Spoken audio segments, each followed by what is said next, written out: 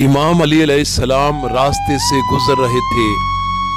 देखा एक शख्स दूसरे शख्स से बहस कर रहा था।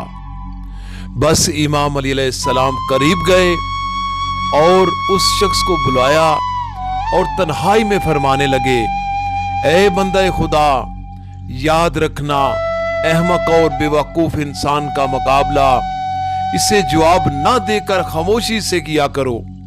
हाँ, लोग तुम्हारे मददगार रहेंगे, क्योंकि जो शख्स बेवकूफ को जवाब देता है उसकी मिसाल ऐसे है जैसे कोई जलती हुई आग में बार बार लकड़ियां डालता रहे। वो पूछने लगा, या अली, मालूम कैसे होगा बेवकूफ कौन और अक्लमंद कौन?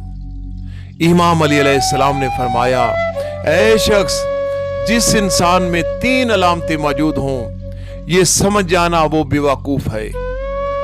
वो शख्स पूछने लगा, या अली, कौन सी अलामतें हैं? इमाम अली अलैहिस्सलाम ने फरमाया, पहला, जो दुनिया को सिर्फ अपने नजरिए से देखे, किसी दूसरे की बात को तरजीह ना देता हो। दूसरा, जो इंसान बात सुनने से पहले फौरन जवाब देता हो। और तीसरा, वो जो बार बार अपनी तारीफ करना, अपनी तारीफ सुनना पसंद करता हो। ऐ शख्स, जिस इंसान में ये 3 अलामतें हों तो उससे दूर इख्तियार कर लो और उसको समझाना यानी कि अपनी ही तजलील करना है।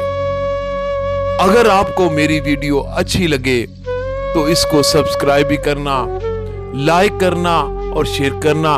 यही आपकी तरफ से हमें प्यार भरा इनाम होता है। शुक्रिया।